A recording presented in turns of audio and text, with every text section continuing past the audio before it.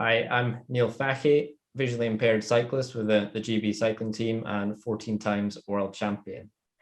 Hi, I'm Lora Fachie. I'm also a visually impaired tandem cyclist, and I'm the current Paralympic champion for the 3 kilometre pursuit.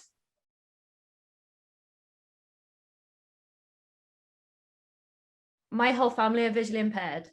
So my mum and my 2 brothers and myself all have the same hereditary condition.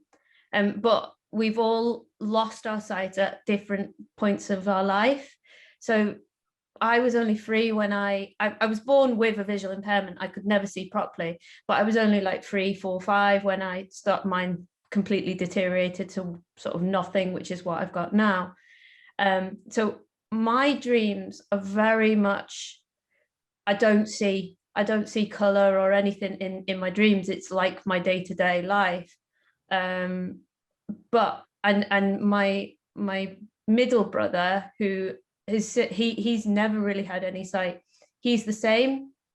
He doesn't see in his dreams. But my mum and my eldest brother, who were both a little bit older, so my mum was like 14 or 15 before her sight completely deteriorated, and my eldest brother Mark was 8. So they both, for a majority of their life, could see enough to read and write and see colors and things, and they even now still dream in color, which I find fascinating. So that in their dreams they can see, and I find it really it's led to some really interesting discussions between our family, to be honest. Yeah, it's sort of similar.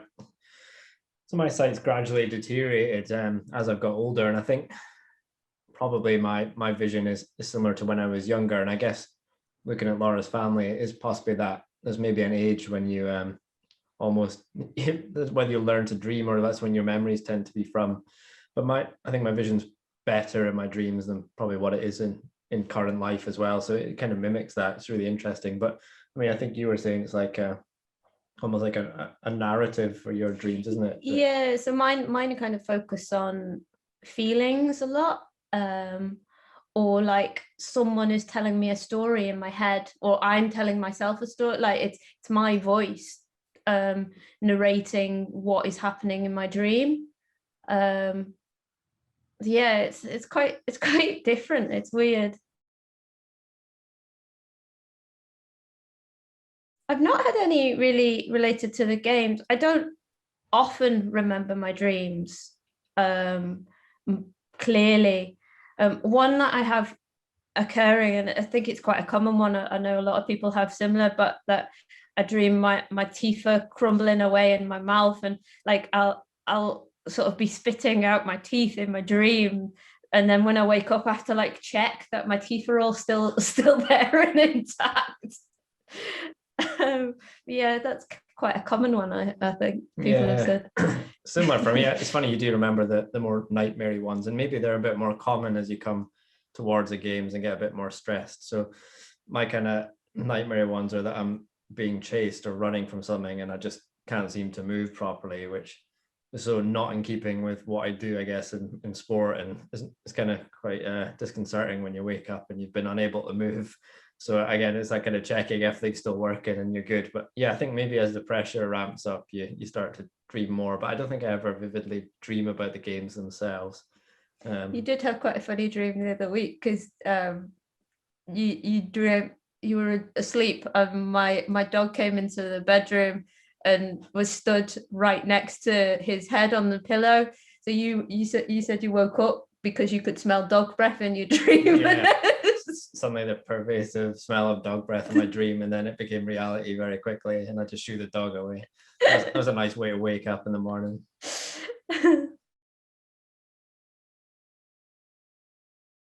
For me, it's kind of emotions. So I feel I definitely, that those sort of emotions are really quite vivid. Like I'll wake up in the morning and I'll think, oh, I remember feeling really strange during the night, or a bit scared, or something like that. And a lot of it will be like tactile. So again, going back to the teeth, I can really even now, when that dream, because I have that a few times, I can feel, what it felt like in my mouth as my teeth were sort of crumbling away. So it is very much that feel, which is kind of relative to me on a day-to-day basis, because my main sense, I would say, is like touch or hearing. But yeah, I don't think I hear much in my, like, I don't noticeably hear things differently in my dream.